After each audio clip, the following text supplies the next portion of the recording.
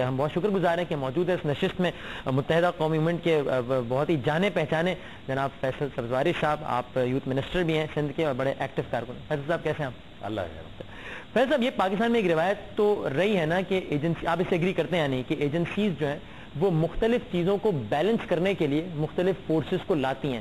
یعنی ایک امپریشن آپ کے ناقدین یہ کہتے ہیں کہ مثلاً پیپلز پارٹی کی پولیٹیکل فورس کو ڈیوائڈ کرنے کے لیے اس طرح کا سینیریو بنایا گیا کہ ایم کیو ایم آئے تاکہ پیپلز پارٹی کا ووٹ بینک تقسیم ہو. میں نے آپ سے پہلا سوال یہ پوچھنا تھا کہ ایم کیو ایم کس طرح وجود میں آئی, اس کانسپیریسی تھیوریز کو آپ کیسے ڈیل کرتے ہیں؟ اسی مسئلے میں جو لوگ ایم کیو ایم کی تاریخ سے ناشنا ہیں وہ محض پروپیگنڈے میں اس بات کو جو ہے وہ بائے کر لیتے ہیں کہ جناب اس طرح سے ہوا یہ 11 جون 1978 کو الطاف بھائی نے آل پاکستان مہاجر اسٹوڈنٹس آرگنائزیشن کی بنیاد رکھی جامعہ کراچی میں.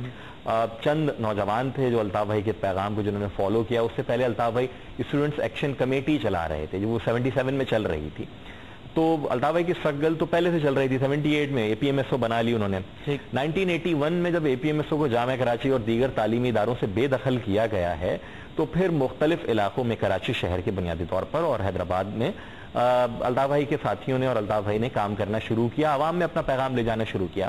اسی اثنا میں 84 میں طلبہ یونینز پر پابندی لگا دی گئی مارشل لاء دور میں. اچھا, کیونکہ علاقے میں اے پی ایم ایس او کام کر رہی تھی مختلف علاقوں میں اسی کراچی شہر اور حیدرآباد کے, تو 18 مارچ 1984 کو اے پی ایم ایس او کے بجائے پھر مہاجر قومی موومنٹ کے نام سے ایم کیو ایم کا جو ہے وجود عمل میں آ گیا. اب جہاں تک بات یہ آتی ہے, لوگ کہتے ہیں کہ پیپلز پارٹی کو سبسائڈ کرنے کے لیے وہ میرے خیال میں کراچی اور حیدرآباد بنیادی طور پر جہاں اردو اسپیکنگ کمیونٹی مہاجر نام کے اوپر اس وقت وہ ایک رد عمل کے طور پر اے پی ایم ایس او اور ایم کیو ایم آئی تھیں, وہ اس کی انتخابی حقائق اور تاریخ سے ناشنا لوگ ہیں. کہ 70 کے الیکشن میں بھی جب ذوالفقار علی بھٹو صاحب نے پورے ملک میں جو ہمارا ویسٹ پاکستان ہے وہاں سے اکثریت حاصل کی تھی, کراچی شہر اور حیدرآباد کے نتائج ایسے نہیں تھے. پیپلز پارٹی کو اہم کامیابی نہیں ملی تھی یہاں سے. 77 کے بھی ایون آپ انتخابات میں چلے جائیں جو کہ جس کے اوپر ایک سوالیہ نشان ہے بہت بڑا, تو بھی صورتحال یہ نہیں تھی. یہاں سے مذہبی جماعتیں جے یو پی اور جماعت اسلامی بنیادی طور پر جو ہیں وہ جیتتی تھیں. تو پیپلز پارٹی کا تو گڑھ ہی نہیں تھا کراچی اور حیدرآباد. اٹ مینس کہ لوگ کیونکہ مارشل لاء کے زمانے میں جب ہم سینہ بسینہ سینہ گیزٹ کے تحت چھپ چھپ کے کام کرتے رہے, الطاف بھائی 3 دفعہ گرفتار ہوئے, تینوں دفعہ اسی دور میں مارشل لاء دور میں گرفتار ہوئے, لیکن لوگوں کی نظر سے یا تو بہت زیادہ واضح نہیں ہے یہ حقائق یا وہ اس کو جاننا نہیں چاہتے. جو ہمارے ناقدین ہیں جن کی سیاست ہم نے کراچی اور حیدرآباد اور الٹیمیٹلی سندھ کے اربن سینٹر سے فارغ کی, تو یہ ان کا پروپیگنڈا ہے. اچھا, اب چونکہ جیسا میں نے اس کو ریلیٹ کیا کیونکہ لوگ کہتے ہیں ڈکٹیٹر سے اس کو ریلیٹ کرتے ہیں نا, اب آپ آتے ہیں سیاست میں, ملکی سیاست میں, اور آپ نشتر باغ میں جلسہ کر کے حیران کر دیتے ہیں. 8 اگست 1986 پھر 87 میں بلدیاتی انتخابات ہوتے ہیں, آپ پھر حیران کرتے ہیں, فاروق ستار صاحب میئر بنتے ہیں.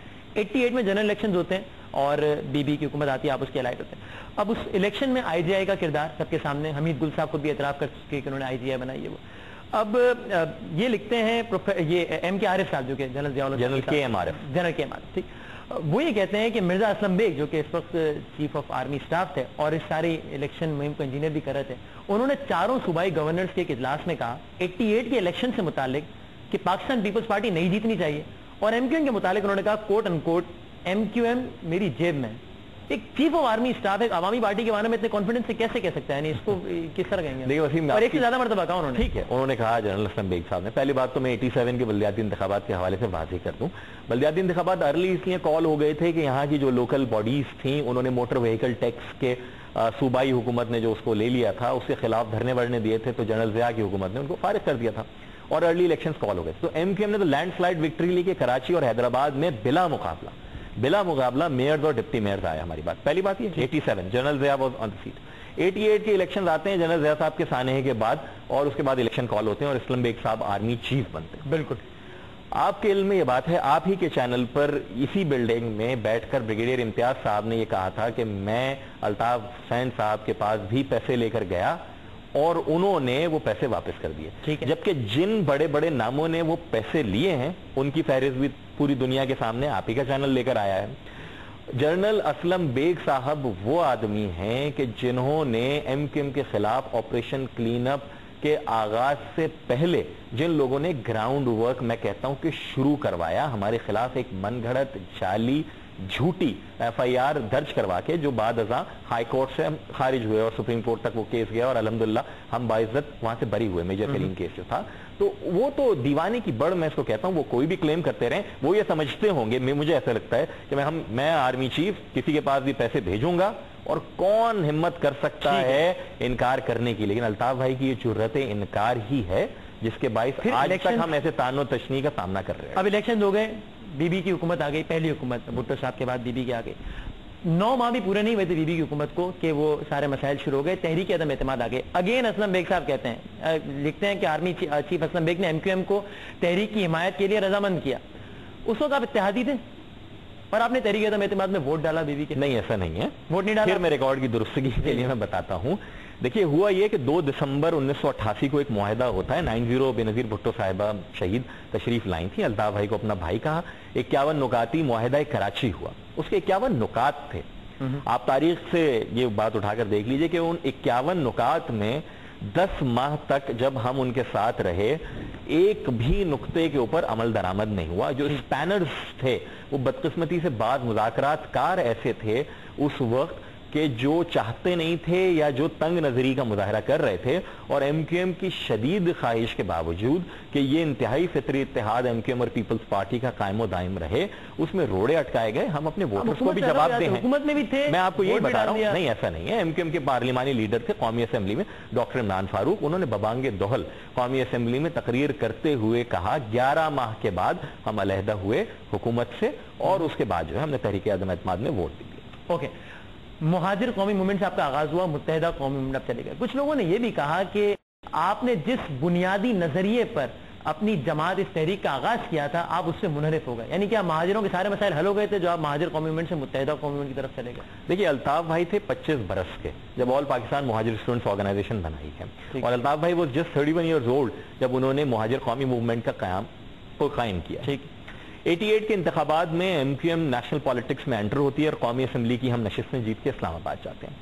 अल्ताफ भाई ने जिस दर्दमंदी का मुजाहरा किया मुहाजिरों के लिए कि उन्हें मार्जिनलाइज किया जा रहा है, उन्हें ज्यादतियों का निशाना बनाया जा रहा है, लेकिन जब MQM सियासत में आगे जाती है तो अल्ताफ भाई ने बड़ा कैटेगोरिकली पूरी तंजीम में यह बात की कि मसला इस मुल्क में हैव और हैव नॉट्स का है, मसला इस मुल्क में क्लास का है। अल्ताफ भाई came up with his philosophy of realism and practicalism, हकीकत पसंदी और अमलियत पसंदी। अब हकीकत यह है कि इस मुल्क में खा वो पंजाबी बोलने वाला भी गरीब है, किसान है, अगर हारी है सिंधी बोलने वाला भी, उसे उसी जुल्म और जबर का वडेरे और जागीरदार के साथ भी सामना है, उसको सरमायादार भी मजदूर को दबा रहा है, भले वो कोई भी जबान बोल रहा हो।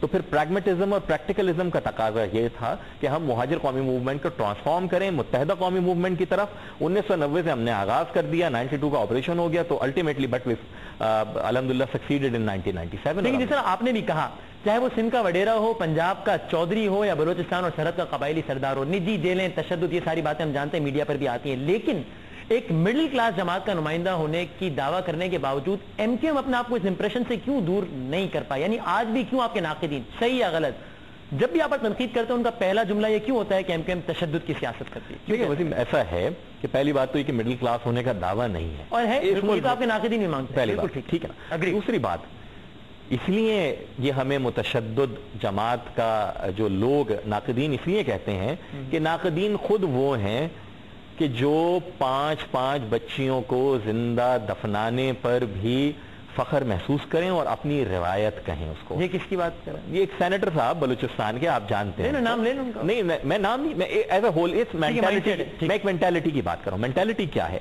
यहाँ विनी हो, यहाँ कारोकारी हो, यहाँ कुरान से शादी हो बच्चियों की, तो ये कोई जुर्म नहीं।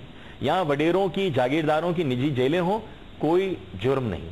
यहाँ सरमायादार बड़े से बड़ी हेरा फेरी इस मुल्क में करके इसको लूट लें, कोई जुर्म नहीं। यहाँ एक मुल्क की जंग को जहाद डिक्लेयर करा के पूरे मुल्क की दाखिला और खारजी पॉलिसी का बेड़ा गर्क कर दिया जाए और मुल्क को उस आग में झोंक दिया जाए जिसका हम सामना कर रहे हैं, ये कोई जुर्म नहीं। जुर्म था तो इन सब के खिलाफ आवाज उठा लेना, और यही वजह है कि इन सब लोगों ने हम पर ये इल्जाम लगाए। अब अगर आते हैं तशद्दुद के ऊपर, आप ये कह सकते हैं कि भाई तशद्दुद तो हुआ, सिंध के शहरी इलाकों में और बिलखुसूस कराची में, मैं चैलेंज करता हूं कि यहां बैठकर कि कोई एक वाकया मुझे कोट कर दे when MQM became the instigator और अटैकर और इवन दैट पर्टिकुलर कम्युनिटी।